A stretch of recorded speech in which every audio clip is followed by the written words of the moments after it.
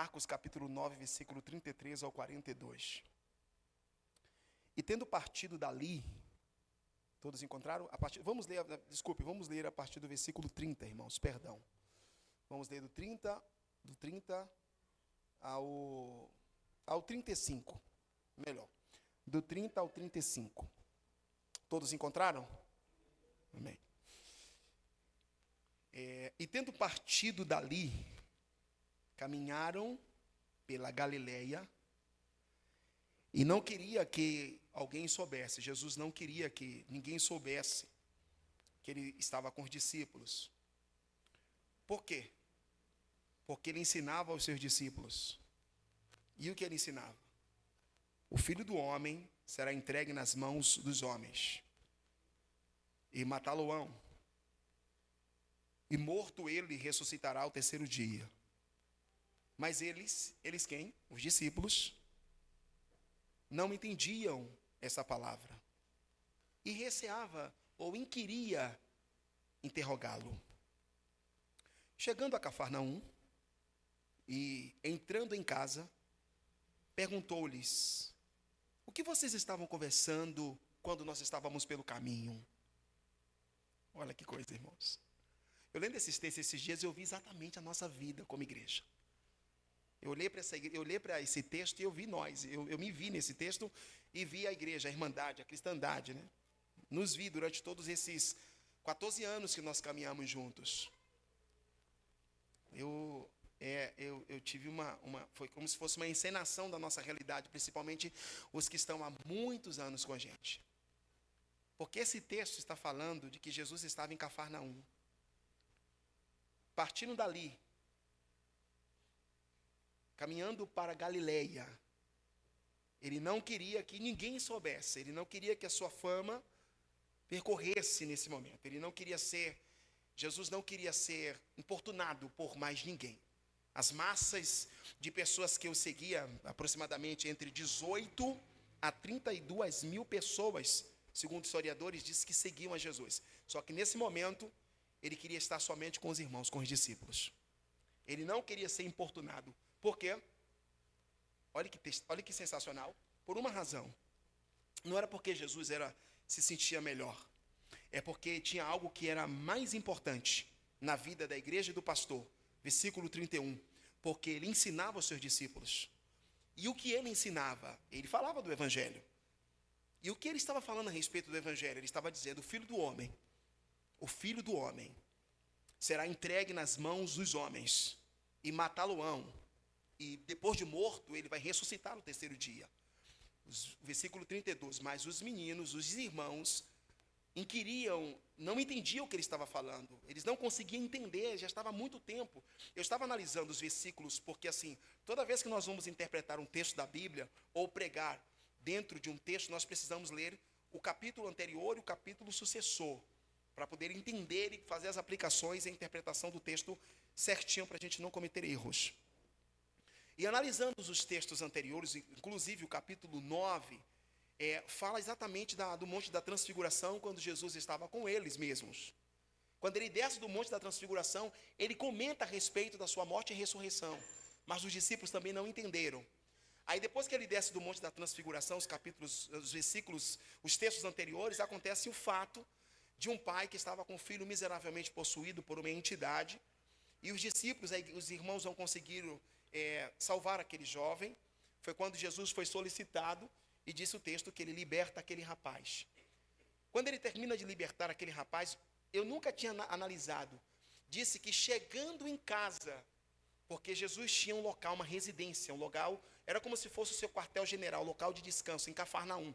Então Jesus convivia em alguns lugares, por exemplo, Betânia, a aldeia de Betânia era um lugar que Jesus também tinha como seu quartel-general, o local onde ele descansava, o local onde ele reconfigurava seus pensamentos e ceiava, enfim. E um desses locais era Cafarnaum.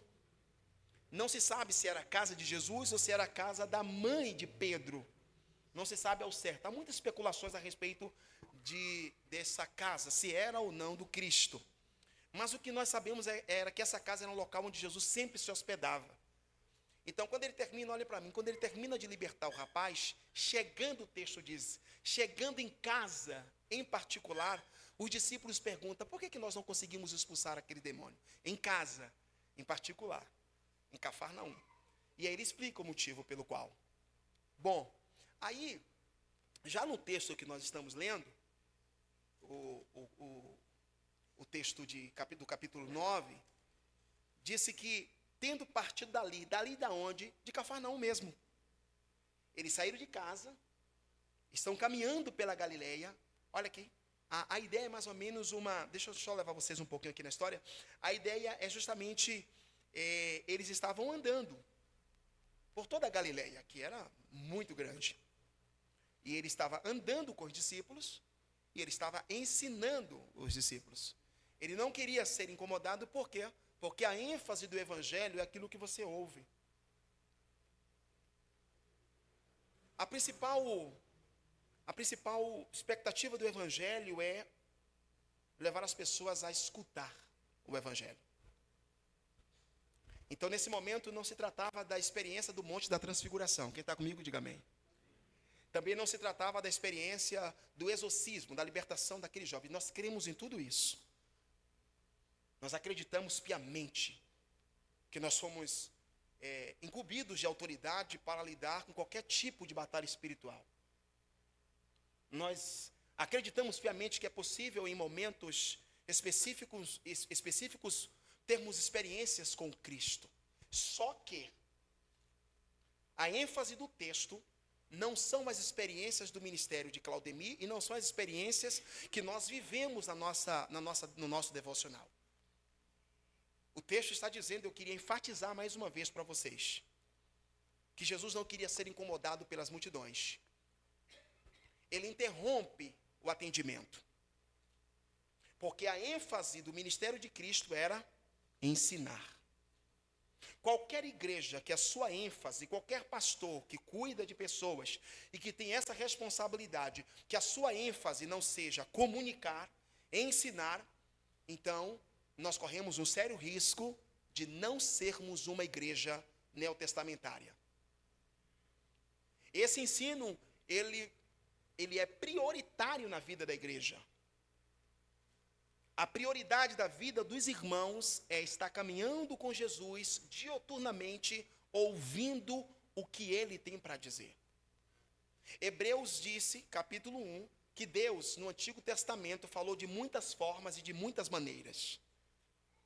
Mas agora, na Nova Aliança, o texto disse que ele fala de uma única maneira, através do seu Filho, diga amém. E a sua palavra é o Evangelho, que é uma pessoa que é o Cristo.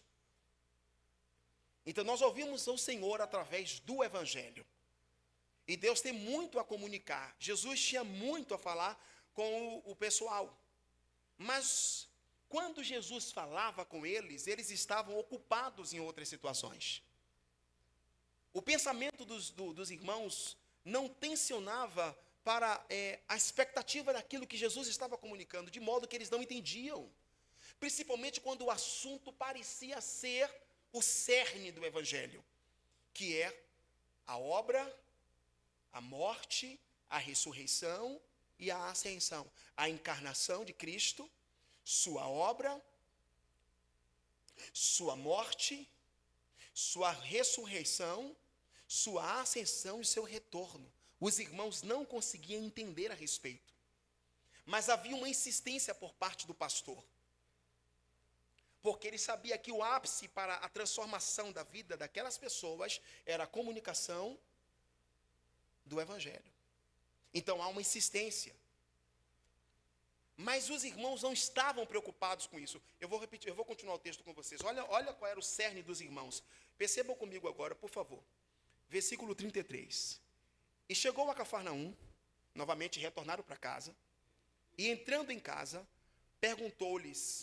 Jesus perguntou para eles assim, vocês entenderam o que foi pregado no culto? Qual foi o tema da mensagem que eu preguei no culto do domingo? A pergunta foi exatamente essa. Enquanto caminhávamos pela Galileia, e que eu ensinava vocês, aonde estava a atenção de vocês? Com o que vocês estavam ocupados? Olha o que Jesus pergunta: o que vocês estavam discutindo entre vocês pelo caminho? Porque eu estava ensinando uma coisa, mas vocês estavam focados e distraídos em outra, conversando entre si. Quando duas pessoas falam ao mesmo tempo, é impossível que a outra aprenda. Então ele faz uma dentro de casa, todos reunidos, não houve desconforto, ninguém estava, irmãos, ninguém estava desconfortável com Jesus porque ele estava falando. Não houve nenhum desconforto porque Jesus estava questionando a respeito do formato pedagógico que ele tinha utilizado na Galileia, e os discípulos estavam completamente distraídos. Olhem comigo. Mas eles calaram-se. Por quê? Porque pelo caminho tinham disputado entre si quem era maior.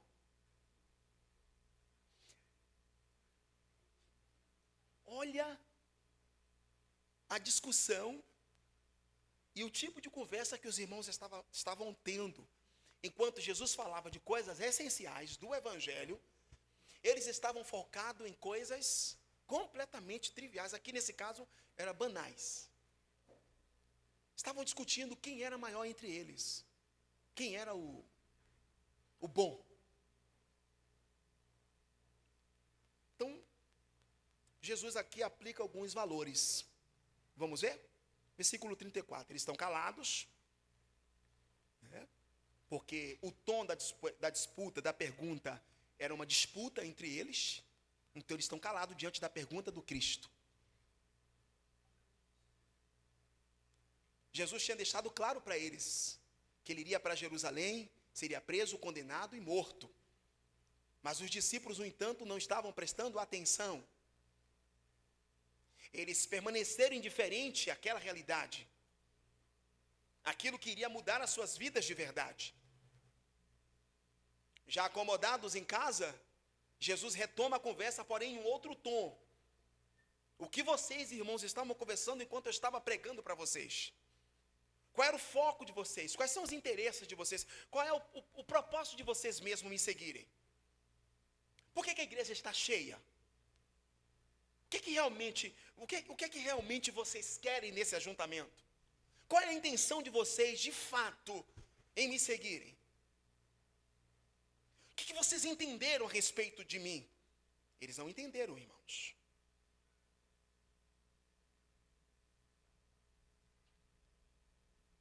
Aí olha comigo, versículo 35. E assentando-se, chamou os 12. Veja a paciência de Jesus. Dentro de casa, pergunta, questiona, todos em silêncio, assim, não sei explicar, me perdoe, está difícil de entender, mas nós temos humildade para ouvir você novamente. Então ele diz assim: senta aí. Então, uma insistência do líder. O texto diz que ele assentou-se. E disse: sabe o que esse texto está querendo dizer? Presta atenção para cá. Eu não vou desistir de vocês. Eu vou continuar. Todos sentadinhos. Jesus ensina agora alguns valores a respeito do reino, porque os valores que eles estavam discutindo eram a respeito deles mesmos. Vamos ver o texto. Chamou os 12 e disse: se alguém quiser ser o primeiro, será o último. Será o derradeiro de todos e o servo de todos.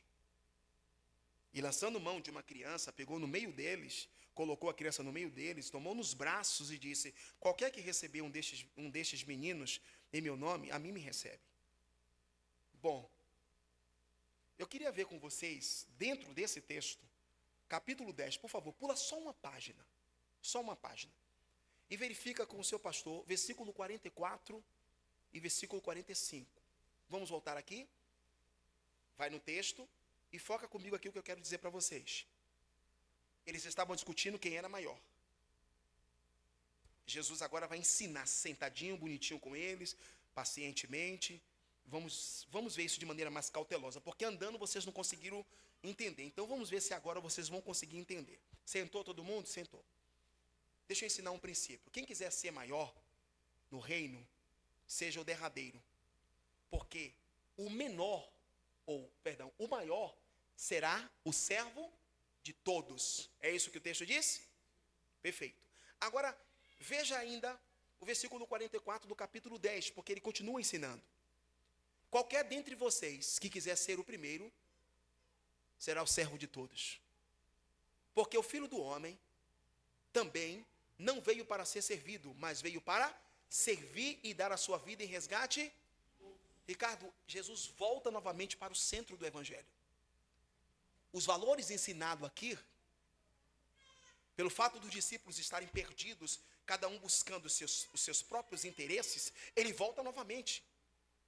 Aquilo que eles não tinham entendido no caminho, Jesus estava fazendo eles entender quando estava em casa sentado, dizendo o seguinte: quem quiser ser o maior, seja o menor, ou seja servo de todos, porque o Filho do Homem não veio para ser servido, mas veio para servir e dar a sua vida por muitos. Ele volta ao tema central do Evangelho. Queridos, não tem, presta atenção, isso é muito sério para a sua vida. Isso é muito sério para a sua vida. E eu queria que vocês levassem isso consigo para a eternidade de vocês. Porque o que nós estamos discutindo aqui não são os aparatos da realidade da sua vida existente, porque a sua vida existente é um fracasso. Se você olhar para a sua realidade, você vai dizer, não, minha vida é um fracasso. Então, é por isso que nós precisamos estar sempre olhando para o centro do Evangelho. Sabe qual é o motivo pela qual as pessoas elas vão permanecer firmadas no Evangelho, diante da escuridão que tem vindo em direção à igreja? É a maneira como você entende o que Jesus está dizendo. Olhe, o tempo que você tem de fé, as experiências com o sobrenatural que você teve durante 30, 40, 20, 10 anos no Evangelho, olhem para mim, eu digo para vocês com toda a certeza que eu tenho, não será suficiente para manter vocês no dia da tribulação. A única forma dos crentes se manterem firmados, convictos em Deus, e não sair olha para mim, não é sair da igreja, é sair do propósito, porque é possível alguém sair da igreja local, ir para um outro local, uma outra igreja, e continuar no propósito, porque quem dá sentido e propósito, talvez não seja a igreja, mas é o quanto você aprendeu a respeito do Evangelho. Quem está comigo, diga amém. Eu disse talvez porque tem falsas igrejas, daqui a pouco eu vou falar sobre isso, e eu queria muita paciência de vocês. Bom, então, a maneira como você vai caminhar nessa jornada como crente, suas convicções dizem muito a respeito como você está entendendo o que Jesus está comunicando a respeito da sua morte.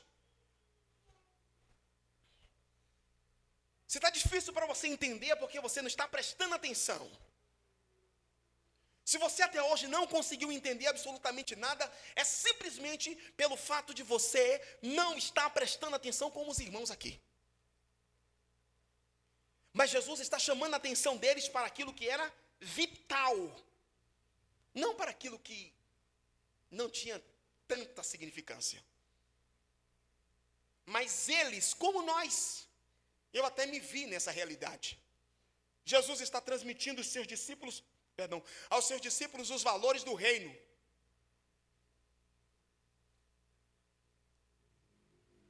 Cristo caminha no contrafluxo da cultura.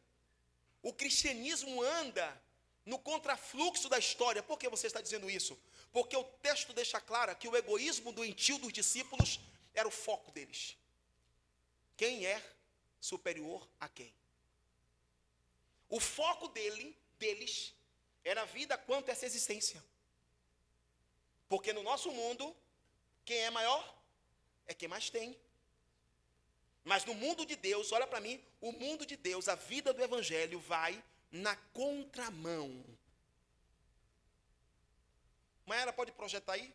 O primeiro parágrafo, o primeiro tópico, o Evangelho na contracultura do mundo. Então vai na contramão, na contrapartida.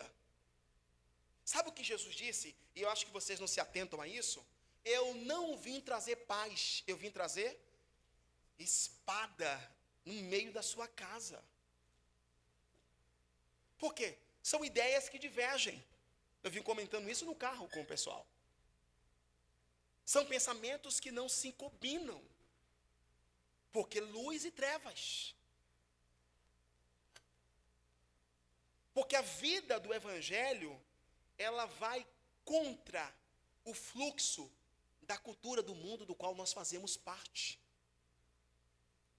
O cristianismo anda contrariamente no contrafluxo da história. Mas os discípulos estavam obcecados, enquanto Jesus falava de sua morte, os irmãos estavam obcecados por poder, preocupados em saber quem era o maior. Notem, meus irmãos, nesse texto, o contraste. Jesus está falando do preço que ele iria pagar por causa do reino. E os discípulos estão discutindo entre si como tirar maior vantagem do reino. Lá na frente, a mãe dos discípulos até se interfere nisso. Quem vai ficar do seu lado quando chegar no grande dia? Porque vivemos em um mundo onde as pessoas estão obcecadas por coisas que são deste mundo. Paulo disse, não busquem de forma obcecada as coisas desse mundo, porque o mundo e as suas concupiscências passam.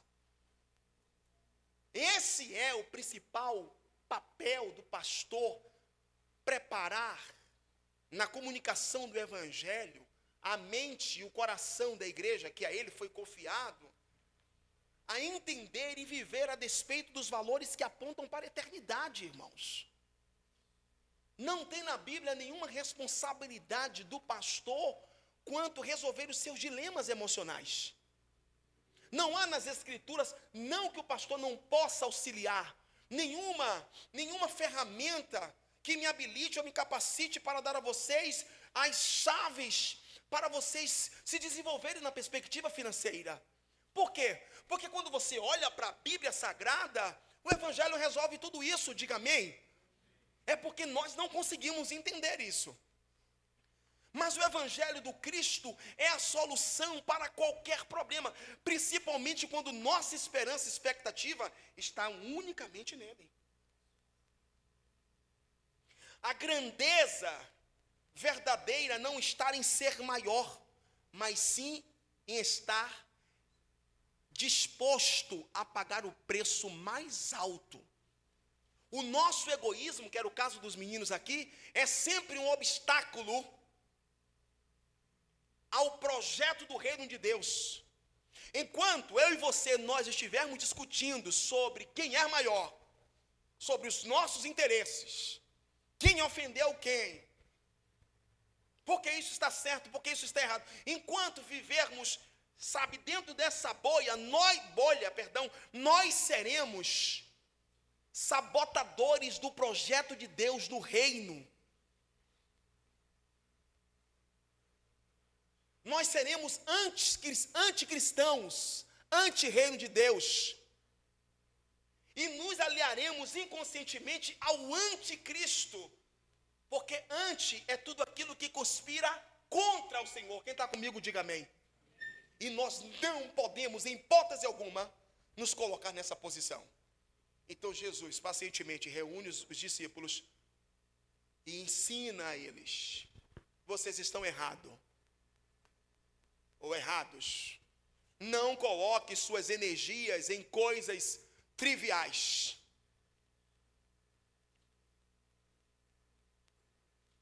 Não fique olhando para o seu eu.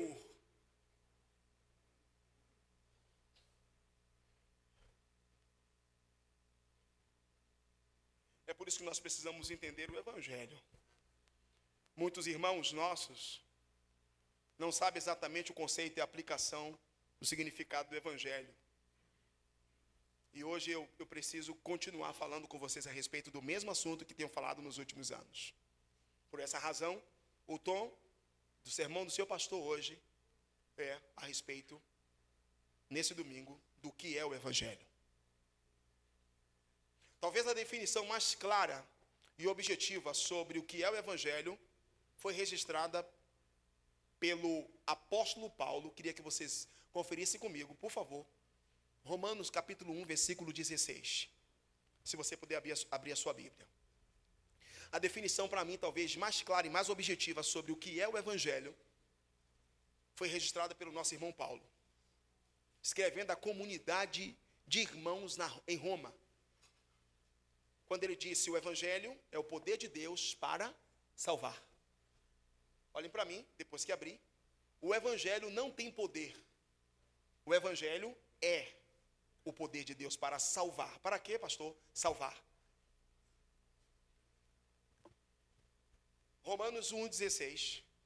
Eu não me envergonho. Olha o que Paulo está dizendo, Bill. Eu não tenho vergonha do Evangelho. Alguém sabe me explicar por que Paulo está dizendo que não tinha vergonha do Evangelho? Porque o Evangelho, em um determinado momento, se tornou, de uma certa forma, se tornou uma piada. Como é que eu vou acreditar e crer e seguir um homem que morreu completamente nu em uma cruz, que foi ridicularizado, humilhado, rechaçado, vituperado, e ele dizia ser Deus, e de repente ele está no meio de dois criminosos, nu, completamente como nasceu, com as suas partes íntimas expostas por quase 9 horas, no Monte Calvário, a vergonha e o desprezo. Como é que eu vou dizer que aquilo é poderoso?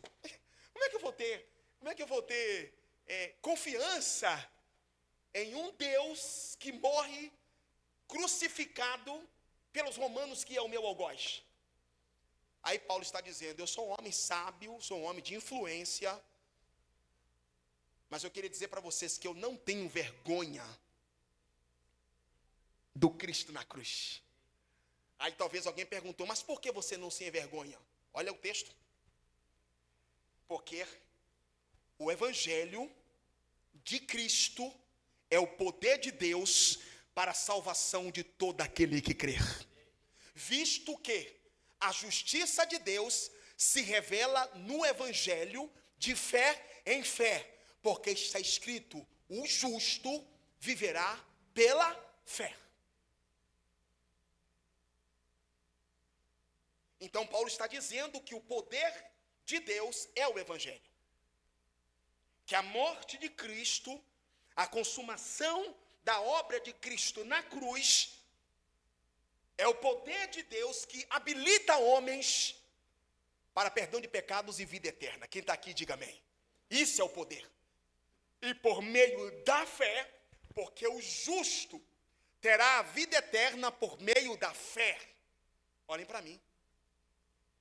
A fé. A fé é o principal elemento na sua jornada de fé, na sua jornada com o Senhor.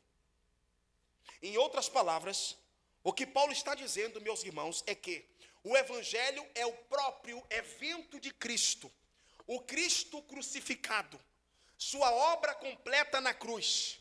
Com isso, compreendemos que o Evangelho é o próprio poder de Deus que revela a sua justiça e conduz à salvação todos aqueles que creem.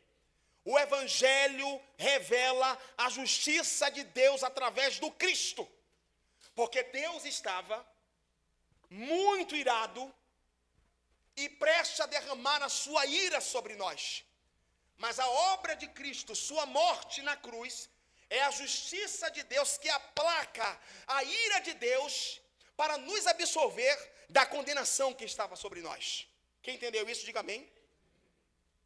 Sobre isso mesmo, o apóstolo dá mais detalhes escrevendo. Eu queria que vocês abrissem 1 Coríntios capítulo 15, por favor.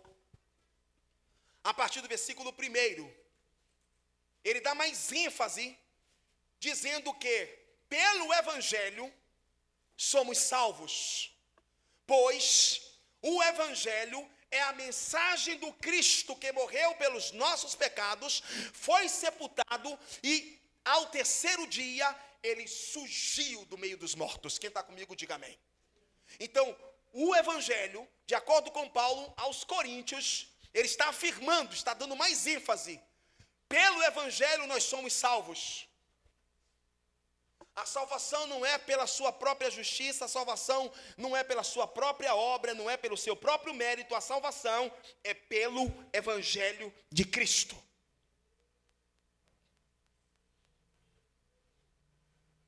Não existe outra possibilidade de você se salvar. Nós não encontraremos em nós mesmos, e nem o próprio Deus encontraria em nós mesmos, nenhuma qualidade, por mais justa que você seja, que dê a você a possibilidade de você se salvar. Por isso o Evangelho, eu já vou explicar, ele é uma notícia excelente. Mas eu queria falar sobre o tópico, o Evangelho exige algo de você.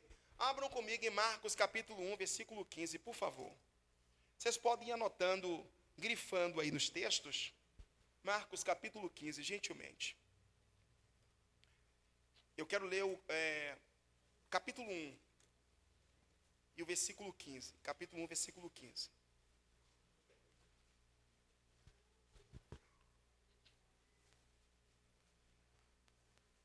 Depois que João foi entregue à prisão, veio Jesus para a Galileia pregando o evangelho do reino de Deus. Aí o versículo 15. E o que era o evangelho do reino de Deus que ele estava pregando? Ele dizia: o tempo está cumprido. Lembra que a Bíblia diz que em Gálatas 4:4 que ele veio na plenitude dos tempos? Na plenitude dos tempos, Deus enviou o seu filho, quem lembra desse texto? Nascido de mulher, para resgatar os que estavam sobre a lei, sobre o pecado. Então isso significa dizer que Jesus veio no tempo oportuno, no tempo propício que Deus o encarnou no ventre de Maria. Então ele veio no tempo certo. Aí ele mesmo faz a afirmação: arrependei-vos, olha o que ele está dizendo. O tempo está cumprido e o reino de Deus está próximo. Arrependei-vos e crede no evangelho. Repetem comigo essas duas palavras: arrependimento e crer no evangelho. Bom, se você me perguntar, o que é que Deus espera de vocês? Nada. Porque nós não temos nada para que Deus espere. Mas existe algo que nós podemos fazer. Tudo que o evangelho requer de você é a fé e o arrependimento.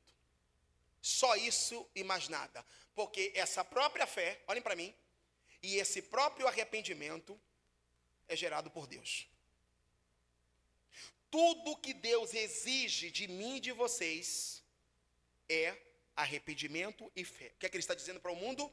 Arrependei-vos e creiam no evangelho.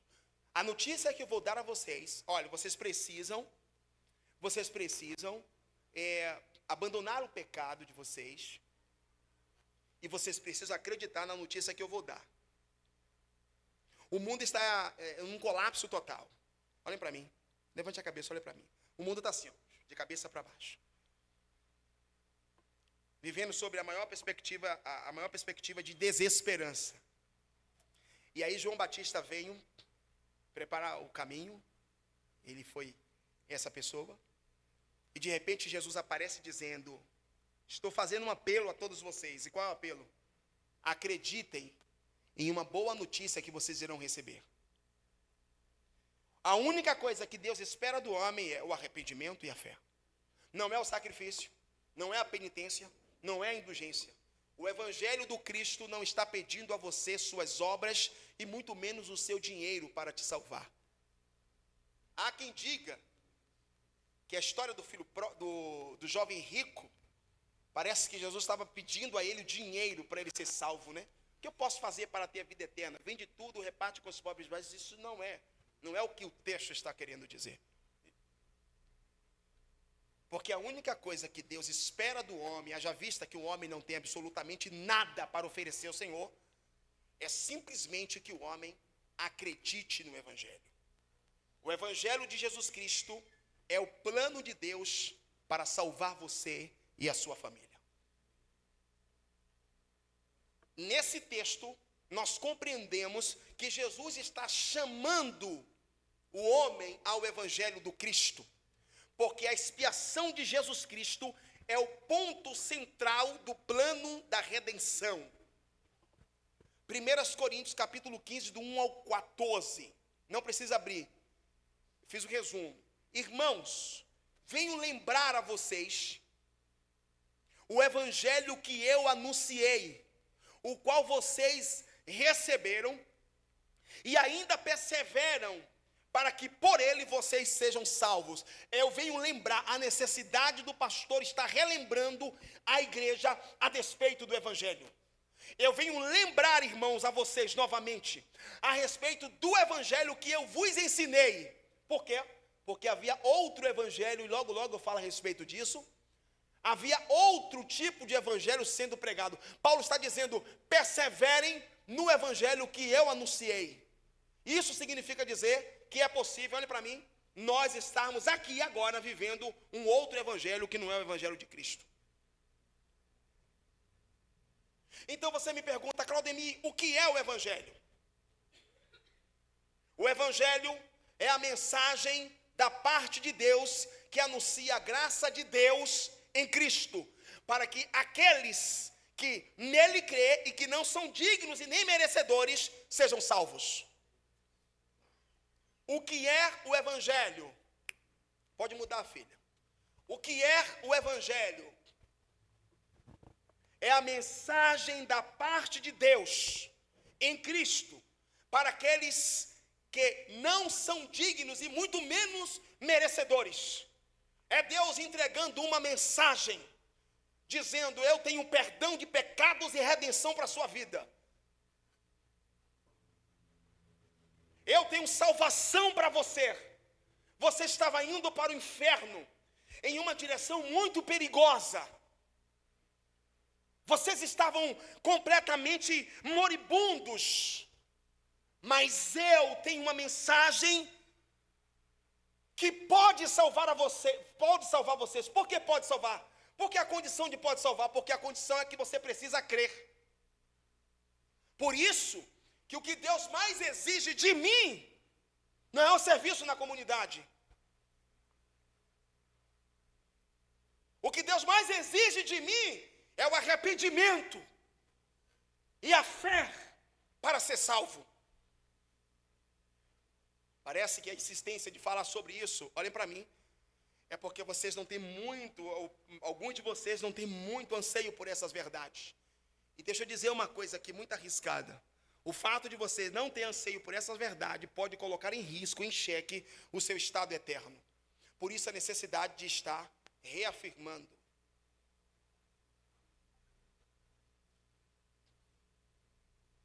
Alguém pode me ouvir? O evangelho é a boa notícia da sua vinda para perdoar os pecados de todos os que creem. Por favor, Colossenses capítulo 1, versículo 13, Maiara. Pode projetar, se os irmãos conseguirem rapidamente abrir. Colossenses capítulo 1, versículo 13.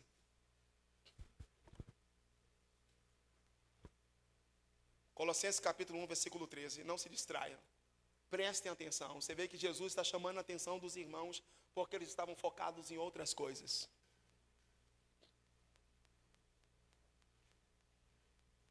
Nós não podemos perder essa atenção.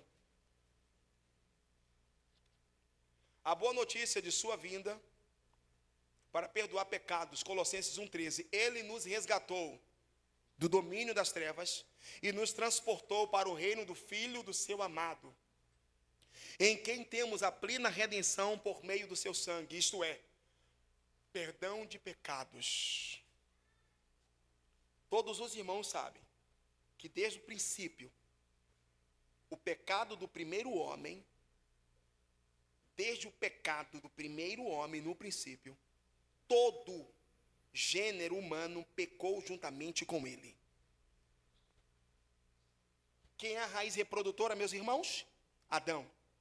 Quem é o cabeça natural o cabeça natural e a raiz reprodutora de toda a espécie, de toda a raça humana? Adão.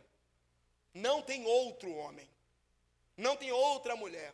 Existe uma teologia da conspiração louca aí, que tem crentes que ainda sentam para acreditar em algumas coisas que são loucas, desesperadoras, dizendo que além de Eva tinha uma outra mulher. Um crente que para discutir e pensar nisso, eu não sei o que pensar desse crente, com todo respeito. Um crente que coloca na mesa de um discipulado um assunto que havia... Como é o nome da outra mulher? Lilith. Lilith é um creme que eu uso É Lili, para mim é Lilith. Que custa R$ 150, que eu acho que foi Lilith mesmo que criou esse creme. O crime, cara, do Satanás. Pelo amor de Deus. Então, pelo amor de Deus, irmãos. A raiz reprodutora foi Adão. Depois de Adão, Deus está no texto, criou Eva. Eu vim pensando. E depois eles tiveram 2 filhinhos. E os filhinhos, um matou o outro. Eu juro para vocês que eu vim pensando de casa para cá, como que o Caim teve a incrível ideia de executar o irmão, e assim, ele deu muita pancada no irmão.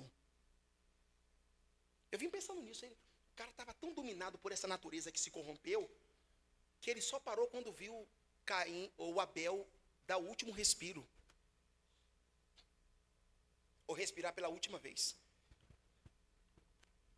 Então, quando Adão caiu, prestem atenção, porque, olha para mim aqui, por favor. Se você não entender a doutrina do pecado, você nunca vai entender a cruz. E tudo que você já pregou a respeito do amor de Deus, eu vou falar para os irmãos aqui.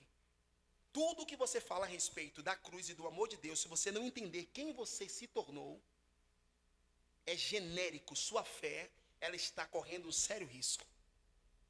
Por isso a insistência de leia. Eu falei para os irmãos que se reúnem com a gente agora em Salvador, eu disse, olha, o fato de estudar mais, de ler mais, não me torna melhor, mas me torna mais vivo e mais consciente. Eu atravesso a minha jornada de fé, vivendo privilégios, mais do que qualquer um dos irmãos que não estuda. Não me torna melhor, de modo algum. Mas eu consigo atravessar minha jornada na fé em êxito. Nunca passou pela minha cabeça a possibilidade de pensar em me desviar do Evangelho. Vivendo as maiores frustrações lá e aqui, inclusive com você, que se diz ser minha ovelha. Porque às vezes parece que só o pastor ofende, né? Mas até esses dilemas que tem aqui, para mim isso aqui é a coisa. Aí alguns dizem, você não tem alma. Eu não tenho alma para perder tempo com isso aí mesmo, não. Eu sou tão convicto de quem eu me tornei na pessoa do Cristo, olhando para as Escrituras, olhando para a cruz, não é a cruz é literal, mas a cruz, a obra da cruz, com tanto esmero e tanto zelo, que isso me torna, para a glória de Deus, um gigante na fé. Os heróis da fé não morreram, não foram heróis porque eles foram melhor, porque na galeria dos heróis da fé você vai encontrar um monte de pecador que herdou a mesma natureza que eu e vocês, e que tiveram falhas absurdas nas suas vidas. O problema não é esse. O problema foi como eles conseguiram viver a sua jornada em Deus, vivendo os benefícios daquilo que ele acreditava. Quem está comigo, diga amém. Crente pensar em tirar a própria vida porque o marido abandonou, me perdoe, irmão. O Evangelho não aceita isso. Mãe abandonou a fé porque o filho abandonou a fé e infelizmente se entregou ao mundo das drogas? Não. Deixar de viver sentido de propósito porque se decepcionou com o homem, com o pastor da igreja? Você não entendeu o Evangelho. Tem muitos irmãos aqui vivendo, lambendo as feridas dos dilemas que viveu na sua vida. Com pai, com mãe, com filhos, com amigos, com ex. Pelo amor de Deus. Na eternidade não tem isso. Cristo em vocês, a esperança da glória. Uma igreja que pensa nisso, ela não vai gastar os seus últimos dias, porque sabemos que o Cristo voltará, vivendo esse evangelho que alguns de vocês, alguns poucos, vivem de angústia, uma vida azeda, amarga, porque o emprego não deu certo, porque o marido não é crente, porque o marido não exerce ministério, porque a esposa é histérica, porque os filhos são problemáticos, ou porque... Não, meus irmãos. Você passou a vida inteira dizendo que Cristo é suficiente. E cadê a suficiência do Cristo quando as coisas não dão certo? Sabe por que ele não é tão suficiente? Porque você não entendeu ainda. as notícias mais horríveis, os sentimentos mais dolorosos que você vem enfrentar, Paulo nos ensinou, não pode existir nada entre você e Cristo. Vou repetir novamente, 8:32. Quem poderá ou que poderá me separar do amor que está entre Cristo, do amor que está em Jesus Cristo? Não pode existir nada entre eu e a minha fé. Sua vida como crente e qualquer outra situação mais dolorosa que você esteja vivendo nos labirintos mais obscuros da sua alma, é possível você viver uma dor profunda, angustiante na sua alma e viver a alegria do Evangelho. Não misture as coisas, porque a alegria do Evangelho, ela não fala de uma felicidade momentânea. A alegria do Evangelho, a alegria do Cristo, é a presença do Espírito Santo em mim, meu irmão. Olhem para mim aqui.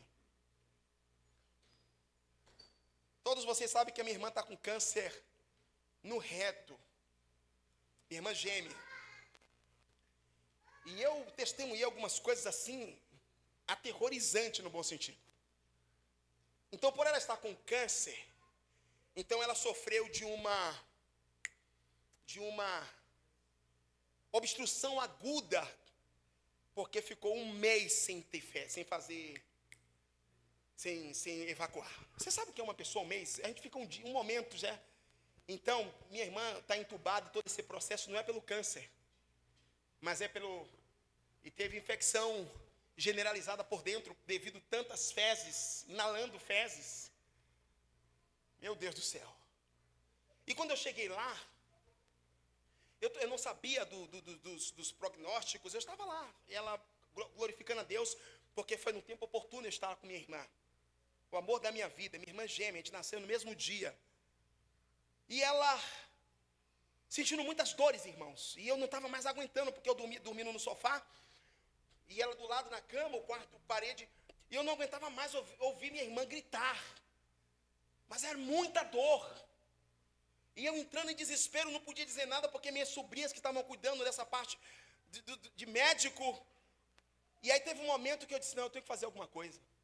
Mas algo que me chamou a atenção durante todos esses dias, que eu vi a minha irmã gritando de dor. Irmãos, toda vez que a dor vinha com intensidade, quem estava do outro lado da rua ouvia os gritos. Sabe o que minha irmã fazia? Ela começava a cantar, louvar. Mas à medida que a dor era intensa, era o tom, a altura ou o volume da sua voz. E aí, eu comecei a ficar abismado com aquilo. É tanto que eu dei um nome, preguei lá na casa dela, porque ela reúne muitas pessoas. Eu preguei uma mensagem dizendo para minha irmã que aquela enfermidade não era para a morte, mas é para a glória de Deus. Porque eu vi uma Maria, eu vi uma mulher obesa, sabe? Uma mulher com câncer, que a gente não sabe ainda o estado ainda, porque está tratando do problema da infecção generalizada, devido a muitas fezes no seu interior. E eu vi aquela mulher cantando. E ela cantou esses hinos, esses louvores que nós cantamos aqui, irmãos. E aí de repente Gezinha entrava no quarto, minha irmã sentindo muita dor. Gezinha entrava no quarto e começava a cantar. Gleciane entrava no quarto e todos começavam a cantar. Eu disse, essa jovem entendeu o Evangelho, cara. E minha irmã se tornou, para mim, uma heroína na fé. Eu não vi ela murmurar. Ela disse, meu irmão, por que essas coisas acontecem? Eu não fiz nenhum mal a ninguém. Eu disse, você não fez, não é o que você faz, é o que nós nos tornamos, irmã. É quem você é, não é o que você faz. E quem eu sou, irmão? Eu disse, minha irmã, infelizmente, nós somos a reprodução de uma raiz reprodutora que caiu. Em Cristo fomos perdoados, mas no nosso corpo carregamos as consequências de um cosmo, de um corpo, de um mundo caído. E ela disse, louvado seja Deus. Meus irmãos, é isso. Não negar a fé, se manter vivo, mesmo com o diagnóstico de um câncer. Se manter leal e fiel a Deus, cantar a música do divino ao sagrado no meio da dor. E nós? Quantas vezes com uma leve dor de cabeça deixamos de vir à igreja para cantar com os irmãos? E nós? Quantas coisas tão ínfima, tão pequena, que já é o suficiente para nós sabotarmos a nossa música ao Senhor. Quem tá me ouvindo aqui, diga amém. Aí por último eu fui visitá-la, ela entubada, semanas tirando as fezes de dentro do corpo de minha irmã, mau cheiro. E aí quando eu vi minha irmã naquela situação, eu tenho uma foto, sozinho na UTI, eu entrei em desespero, assim, sua família, né? E ela olhava para mim assim, sem força, e dizia, ó, tipo, pare de chorar. E ela fazia assim, ó, não tinha movimentos, né? Todas. E eu entendi que ela estava dizendo, não se desespere, irmão. Eu estou firme com o Senhor. Amém ou não amém? Bom, não pensei em falar isso, mas eu estou dando um exemplo aqui de que como é possível a gente viver uma vida plena e feliz. Jesus disse, eu vim para que vocês tenham vida. Vamos lá, eu vim para que vocês tenham vida e a tenha. Não é em abundância, e a tenha em abundância.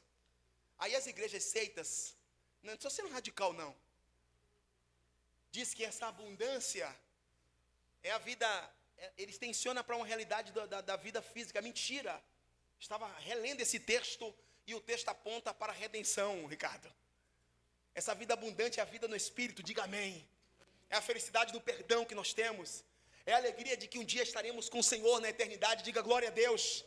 É a satisfação de sabermos que no mundo caído, corrompido, com a vida arrebentada aqui, mas nós estamos alegres, porque viveremos com o Senhor para sempre. Amém ou não amém? É isso, meus irmãos. Olha, se eu não conseguir concluir, a gente conclui na semana, aliás, não, no próximo encontro, porque preciso até que vocês orem por mim, porque semana que vem eu viajo para outro estado, para me reunir com um grupo de 20 pessoas. Mas vamos lá. Então, Romanos, por favor, Romanos capítulo 5, versículo 12. Romanos 5, 12. Da mesma forma, Adão, a cabeça natural, a raiz reprodutora que provocou todo esse mal, e nós nascemos dele. E o mal está em nós. Romanos 5,12. Então, de acordo com o texto, na queda de Adão, todos os homens estão sob a condenação de Deus. Agora, Romanos 5,12.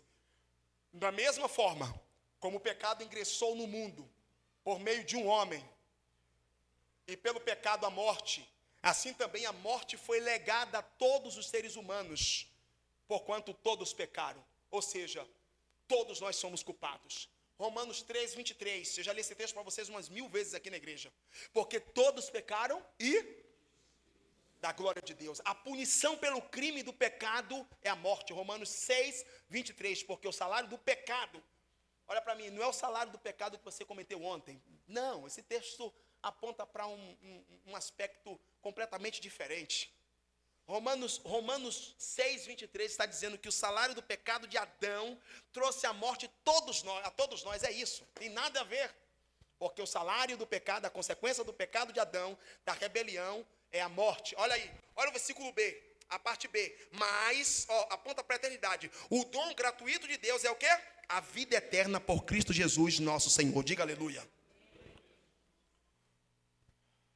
A punição pelo crime do pecado e a morte, e em seguida, meu Deus, uma morte eterna, vivida em um local de punição eterno. Estou vendo muitos falsos mestres por aí dizendo que haverá um tempo determinado para a existência do inferno. Não é verdade isso. Da mesma forma como existe a vida eterna, existe a morte e a separação eterna. Quer ver? Apocalipse capítulo 20, versículo 14. Então, a morte e o Hades, o inferno, ou o lugar de tormento, foram lançados, foram atirados no lago de fogo. Apocalipse 14, 20, 14. Segue aqui no telão. Então, a morte e o inferno foram lançados no lago de fogo. Esta é a segunda. Repete comigo, esta é a segunda. A segunda morte é a separação para sempre de Deus, irmãos. Essa separação eterna de Deus também é chamada de segunda morte. O Evangelho de Jesus Cristo agora entra. É a boa notícia de que Deus providenciou o caminho para que o homem fosse liberto desta penalidade. Digo amém. João 14,6, quem não conhece? E disse-lhe Jesus, eu sou o caminho e a verdade e a vida. Repete comigo, Jesus disse, eu sou o caminho, a verdade e ninguém vai ao Pai a não ser pela obra da cruz. Quem está comigo, diga amém. Todos morremos e morremos fisicamente, mas os que creem em Jesus está debaixo de uma promessa de uma ressurreição física, de uma vida eterna. João 11, 23, eu sou a ressurreição e a vida. Quem crê em mim, ainda que esteja morto fisicamente, viverá. Amém ou não amém? Essa é a promessa. Por isso, Cristo, Ele é o único a quem a salvação pode ser encontrada. Diga amém. E para finalizar, eu quero me deter aqui a um aspecto muito importante. O falso evangelho, ou o outro evangelho. Porque a nossa preocupação em expor o evangelho, eu queria dizer para vocês, que desde sempre, desde os tempos apostólicos, a igreja, ela foi bombardeada, ela foi acometida por várias mentiras que estão sendo pregadas, que eram pregadas e estão sendo pregadas. Muitas tentativas de distorcer o evangelho genuíno foram feitas. Com o objetivo de quê? Presta atenção, contaminar a igreja, Bill. Veja comigo, Gálatas capítulo 1, versículo 7. Projeta, por favor. Coloca o versículo 6, Mayara, por favor, filha. Maravilho-me, o apóstolo Paulo planta a igreja. E ele está dizendo o seguinte, eu estou maravilhado. Parece que é uma ironia aqui, viu? Ele está meio que irritado. Estou muito surpreso. Estou muito maravilhado de que tão depressa vocês passaram daquele que vos chamou para a graça de Cristo para um outro evangelho. Olha, se naquela época, com o apóstolo Paulo em vida, a igreja que ele plantou, a igreja foi contaminada com várias aberrações, imagine hoje. Quem está comigo aqui, diga amém. Segura aí, viu, um pouquinho que eu vou falar umas coisas aqui. Eu vou me confrontar a mim mesmo. Então eu estou maravilhado, porque eu gerei vocês. Foi eu que tive em Galáxia. Foi eu que comecei com vocês o evangelho. Eu ensinei toda a graça a respeito do Cristo e vocês agora estão querendo dizer que a única forma do homem ser salvo não é somente pela graça, mas vocês têm que fazer circuncisão e têm que atentar para as obras da lei. Eu estou muito maravilhado. Mas por quê? Porque se infiltraram dentro da igreja. Porque quando a gente fala de falsas heresias, a gente pensa que é a testemunha de Jeová, a gente pensa que é os mormons, pensa não, que é, né? Mas a gente pensa que está lá, mas está aqui. Isso aqui não foi numa outra igreja, foi na igreja do Cristo. Eu estou maravilhado. O apóstolo está falando de um outro evangelho. Porém, esse outro evangelho, vê o versículo seguinte, Mayara, por favor, versículo 7 agora.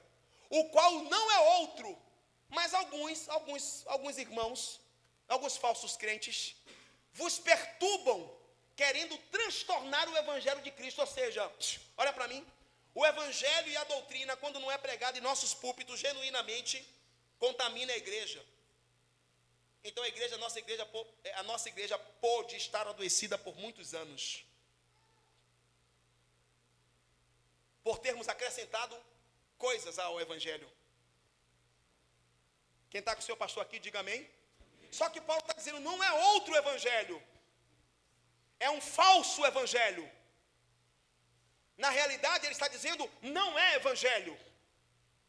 A Bíblia faz um sério alerta ao dizer que ainda que, olha o que Paulo está dizendo, ainda que nós, os apóstolos, ou o anjo do céu, pregue para vocês um evangelho diferente daquele que eu preguei, que é que ele diz? Sejam anátema, olha lá. Ainda que nós mesmos, está falando dos apóstolos, olhem para mim, quando o pastor abrir a Bíblia, você tem que abrir junto. Não existe somente o pastor ler a Bíblia. Quando o pastor interpretar a Bíblia, você tem o direito de fazer crítica e analisar o texto. Porque ele está dizendo, ainda que nós, os apóstolos, ou um anjo, venha do céu anunciando outro evangelho, é mentira, é um falso evangelho. A igreja está doente, o objetivo do diabo é adoecer a igreja com coisas que Jesus não mandou a gente fazer. Eu estava pensando, se naquela época Paulo está fazendo uma alerta em relação, imagine como é que não está hoje. Primeira, por favor, texto bíblico, 2 Tessalonicenses, capítulo 2, versículo 3. Ainda é 7:30, irmão, segura aí, viu? Segura o tempo. 2 Tessalonicenses 2:3. Não vos deixe enganar de forma alguma por ninguém. O que é que a Bíblia está dizendo? Ninguém de maneira alguma vos deixe. Vamos, meus irmãos. Ninguém de maneira alguma vos deixe. Então vem comigo aqui. Vem comigo. Ah, mas o pastor que está pregando lá, os irmãos estão lá, está na fé. O problema é o pastor. Mentira. Tanto o pastor como os irmãos que não analisam a Bíblia sofrerão o mesmo dano. A igreja caminhará para o inferno quando um falso pastor ou um pastor estiver pregando um falso evangelho. Vai todo mundo para o mesmo lugar.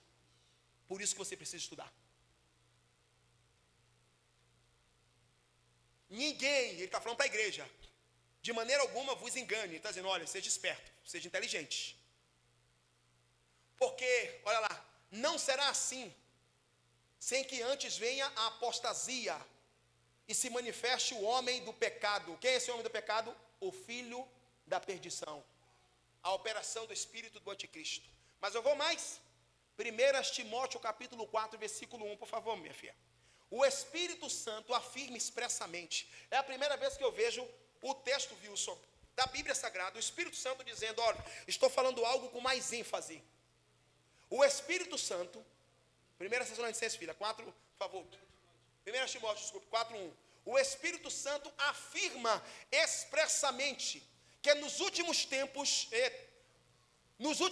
o que vai acontecer com a igreja? Apostatarão alguns irmãos da fé, dando ouvido a espíritos, vamos irmãos, espíritos e doutrinas de quê? Nossas igrejas estão cheias de engano, espírito de engano e doutrina de demônio, e a gente não está vendo. Está tudo bem, pragmatismo, está dando certo, a igreja está cheia, os caçadores estão bombando, a luz está apagada, a fumaça está saindo, está tudo bom. Eu me arrepiei todo, cada culto eu sinto um labassúria diferente. É porque a gente se move nisso aí, ó.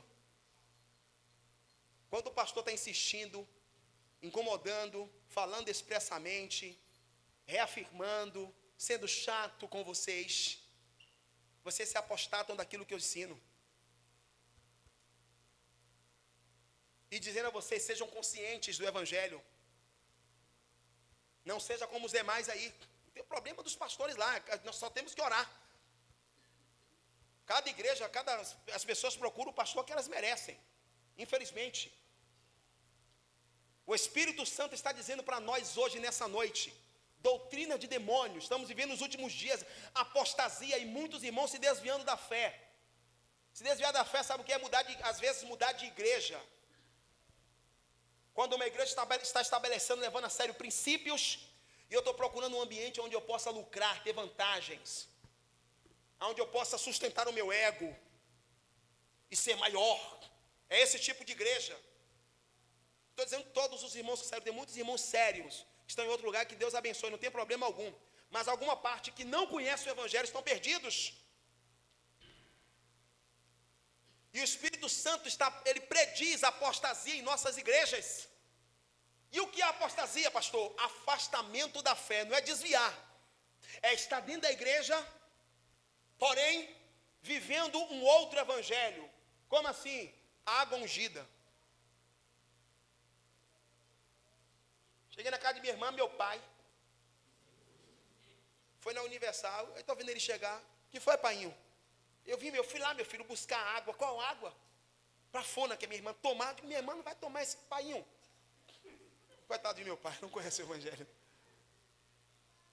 Aí eu disse, eu vou colocar isso na mensagem, porque deve ter irmão lá na minha igreja também bebendo a água da Universal. Se meu pai está bebendo, tem irmãos. Se o pai do pastor está bebendo, deve ter irmãos também bebendo essa água benta aí. Mentira, irmãos. Rosa ungida, campanha da pedra de Davi, vocês lembram? A muralha de Jericó, o mergulho de Naamã. Quem lembra do mergulho de Naamã que Binho fazia aqui direto? O vale do sal. Quem lembra dos elementos da terra santa que Gilmara trouxe de Israel? Rebatismo no Jordão. Eu falei lá em Salvador. Gilmara, quando chegou em Jerusalém, eu contei lá. Claudemir, eu quero descer as águas do batismo de minha filha, mas é um só batismo. Ela não importa, que é o de Jesus.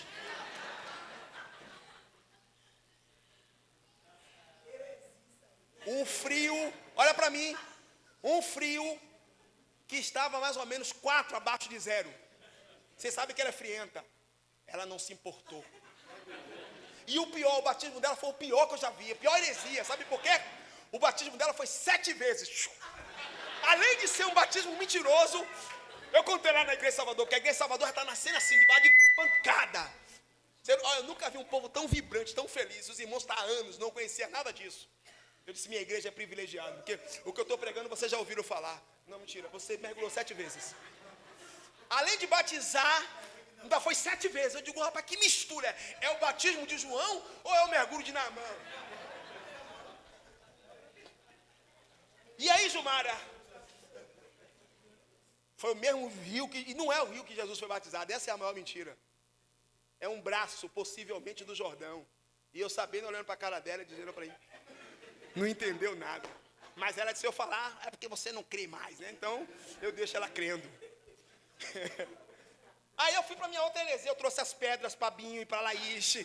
Lembra? Ela vivendo a heresia dela e eu vivendo a minha, né? Lembra? E vocês aqui que beberam o vinho, quem lembra do vinho que eu trouxe o vinho? Meu Deus, não olhe, irmãos. Eu me perdoe, igreja, no nome de Jesus. Olhe, a única coisa que me resta é pedir perdão. Eu não tenho o que fazer. Eu comprei um vinho de Israel para a gente celebrar a ceia. Quem lembra disso aqui? E o vinho tinha álcool, vocês lembram? O álcool do vinho, aí eu mandei a diaconisa misturar, Wilson. Só que o álcool do vinho de Israel parece que é virado no Satanás. Que os irmãos, quando tomou o cálice, viu Cristo. A igreja ficou infestada de cheiro de cachaça. E eu aqui é hoje, rabaixando. Quem lembra dessas heresias? Pelo amor de Deus, irmão, me perdoe. Foi um falso evangelho. Eu não tenho problema em me refazer com a minha igreja. Eu fui no mar de Tiberíades, onde Pedro pescou, e peguei um monte de pedra. Eu juro que eu fui na casa de Binho e as pedras estavam na estante da casa dele. Eu já não acreditava mais. Eu vi o que é isso aqui. Ele, não, isso aí, rabaxadaraba. Orou até línguas. Símbolos, outro evangelho. Símbolos do judaísmo. Mezuzá, talit, menorá, shofar, arca do concerto. Quem lembra da festa de tabernáculos? Anel com as 12 pedras que a Deus comprava lá na Conde Sazeda. Celebração das festas judaicas. Quem lembra disso, meus irmãos? Ô Senhor, me perdoe, Senhor. Eu baguncei a igreja do Cristo. Tabernáculo e Yom Kippur. Festa de Yom Kippur. Sabe o que é Yom Kippur? É o dia da expiação, é a morte de Cristo. E eu estava lá celebrando uma festa que Cristo já tinha celebrado. Irmãos, eu tinha que morrer. Festa das trombetas. 12 dias para 12 meses. Atos proféticos. Sabe o que eu aprendi? Não é atos proféticos. São atos de fé. Nós ensinamos a igreja a fazer atos proféticos, mas nunca ensinamos a igreja a ter atitude de fé. E eu conduzindo vocês para o quinto dos infernos. Só que era o melhor momento da minha vida, parece. Era a melhor igreja que eu tinha. É isso que eu não entendo. Não saía ninguém da igreja. Os dízimos em alta. Foi o melhor momento. Porque o que funciona é o falso e não o verdadeiro. O que funciona é o pragmatismo, é o que dá certo. Quando você está fazendo o que é certo, que parece que não está dando certo, você é alvo de crítica. Só que Deus falou comigo o seguinte, no meu espírito. Mantenha o compromisso com a verdade. Amém ou não amém? E eu peço perdão aos irmãos por todas essas heresias que foi plantada na nossa igreja. Não foi eu. Quando eu cheguei já tinha Mike, Binho, já fazia tudo isso aí. Os caras já faziam isso aí com o pastor Elias. Daiana, Gilmar já fazia. Fazer, né? Adilson veio da Universal. Adilson já estava ruim aqui, ainda veio mais um satanás para piorar mais ainda. Ele me chamou para pregar numa igreja que ele tinha, disse, e sabe o que ele colocou na placa da igreja dele? Diante de Deus, ele colocou, cheguei lá, eu morava na Bahia. Ele disse assim, irmãos, vai estar rádio, ele fazia programa de rádio, vai estar aqui em São Paulo o homem que vê o que a medicina não vê. Lembra? E colocou uma placa, ele revela o oculto e o profundo. Irmãos, espiritismo. A mesa da revelação, lembra, Dilson? Já estava ruim, eu me uno a um satanás. É a besta e o anticristo. Meu Deus do céu. Aí eu digo para vocês, se o pastor de vocês não ora, não se esmera para desintoxicar a igreja dessas doenças, e olha para cá, a maioria das vezes que eu fazia a campanha era para tirar dinheiro de vocês. O objetivo principal não era o sagrado, os irmãos exercer a fé, não era não, era levantar a renda da igreja. O que a maioria dos pastores fazem hoje no Brasil. E nós pecamos, eu pequei contra vocês, eu até me emociono. A gente brinca, mas eu pequei contra a igreja do Senhor. Jesus não me chamou para fazer essas coisas. Ele não me chamou para fazer da igreja um lugar de show pirotécnico. Jesus não me chamou para fazer show de expulsar demônios. Os demônios manifestam, a gente manda ele embora, eu digo amém. Acabou. As pessoas estão doentes, a gente ora por elas, elas são curadas. Deus me dá aqui, dá a um de vocês uma palavra de revelação que a gente chama de palavra de conhecimento. Eu não preciso usar o microfone para mostrar para todo mundo que eu sou o profeta. Eu vou até a pessoa e digo o que Deus está dizendo. Amém ou não amém? Nós cremos nos dons espirituais, somos uma igreja continuista. Nós acreditamos que o Espírito Santo continua falando. Amém ou não amém? Ele usa, está lá nos dons, 1 Coríntios capítulo 12, Romanos capítulo 12 também, e Efésios capítulo, Efésios capítulo 4, versículo 11. Você viu? Então, nós temos uma variedade de quase 30 ou 50 dons espalhados nas Escrituras que foi distribuído para a igreja, e é dado pelo Espírito. Nós cremos nisso, irmãos. Mas nós usamos tudo isso aqui, sabe para quê? Para levantar o nosso ego. Para encher a igreja, colocar nas redes sociais e dizer, nossa igreja está bombando. E o Senhor falando comigo, não é assim. Você está no caminho e você não está prestando atenção, você está focado nos seus interesses, Claudemir. Jesus no caminho da Galileia dizendo, eu morri. O Filho do Homem será levado a Jerusalém e ele será morto. O tema central do nosso sermão é o Cristo, é a cruz, é o Evangelho do Reino. E eu querendo trazer métodos, todos os métodos de aplicação que nós colocamos aqui, G12, M12, rapaz, olha, eu tenho tanta vergonha. Eu tenho tanta vergonha de trazer estratégias para dentro da igreja, sabe por quê? Porque eu queria a ansiedade do pastor de ver a igreja crescer. E Deus dizendo, não é estratégia, é o Evangelho.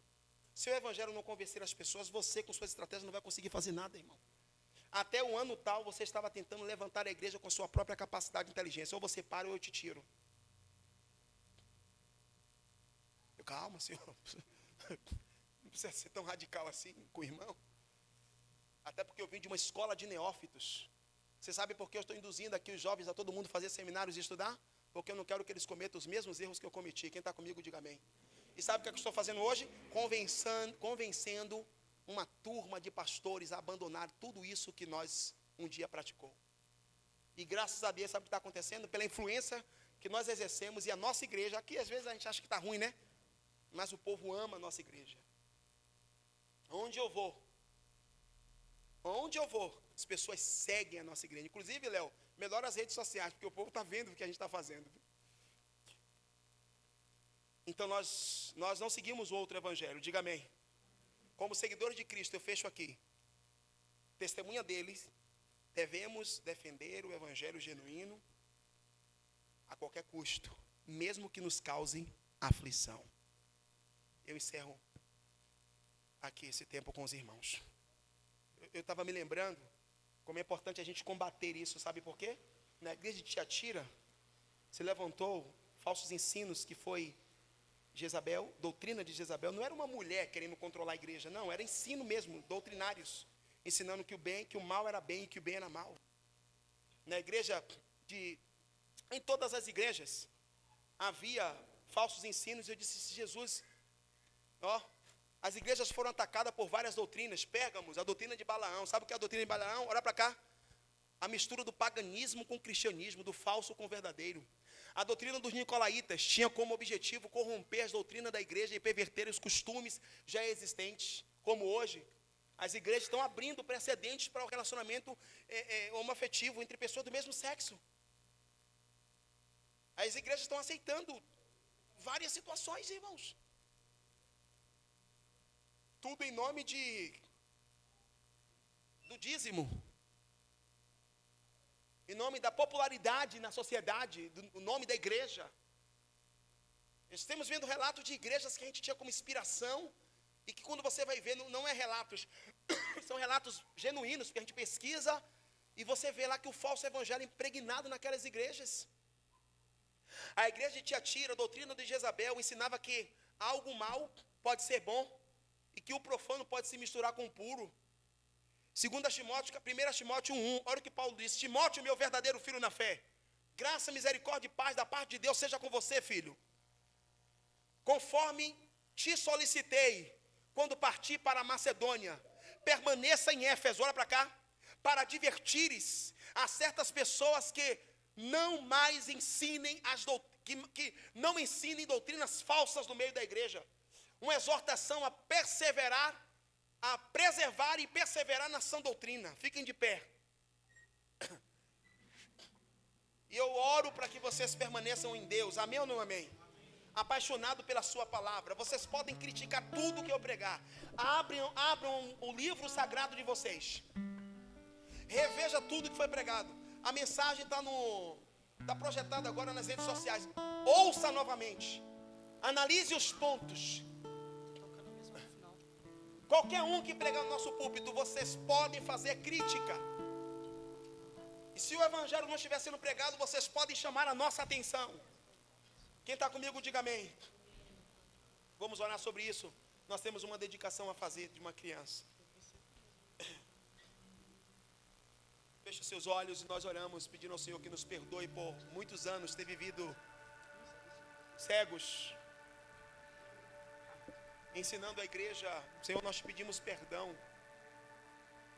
porque nós nos entregamos a um sentimento do pragmatismo e desejávamos viver o resultado, Senhor, e fomos seduzidos. Não, pode deixar. Fomos seduzidos, Senhor, por um falso evangelho, e acrescentamos tantas coisas, os quais o Senhor nunca pediu para que nós acrescentássemos. Nos perdoe por sermos tão levianos, tão ignorantes. E nós estamos vivendo um tempo na nossa igreja, Senhor, de voltarmos às Escrituras, amarmos a sua palavra, porque nós sabemos que isso não está relacionado, Senhor, ao resultado daquilo que nós estamos fazendo, mas aquilo que o Senhor deseja fazer na vida da nossa igreja. Quero te pedir em nome de Jesus que nos perdoe por sermos tão cegos ao ponto de ensinarmos tanta bobagem e desviar tantos irmãos da fé. Se porventura algum momento, por ignorância, permitimos que as doutrinas do demônio fizesse parte dos ensinos do nosso púlpito, nós te pedimos perdão e queremos resgatar o evangelho na nossa igreja, Senhor. Que os nossos irmãos tenham fome e sede pela sua doce palavra, pela sã doutrina. Que a nossa igreja possa se levantar como um farol no meio de tantas igrejas corrompidas, tantos irmãos que também estão cegos e alguns não têm humildade de refazer o caminho. Graças a Deus que esse não é o nosso caso. Nós te pedimos ajuda e o favor do seu Espírito para seguirmos, Pai, com a proposta de pregar a palavra do Senhor em nosso púlpito e jamais nos comprometermos com os nossos próprios interesses. Nós não estamos buscando enriquecimento ilícito. Nesse momento, meu coração não arde por uma mega igreja, mas os nossos desejos, Senhor, é recomeçar com a nossa igreja. Isso já o fazemos há alguns anos e pedimos a ajuda do Senhor Espírito Santo, porque o Senhor expressamente está dizendo que nos últimos tempos, o Senhor não mente, muitos irmãos iriam se desviar da fé. Se perdemos irmãos para o mundo, para a apostasia, por falta de doutrina nesse púlpito, nos perdoe, Senhor. Não leve em consideração a nossa ignorância, mas nos ajude, por favor. Nos ajude, Senhor.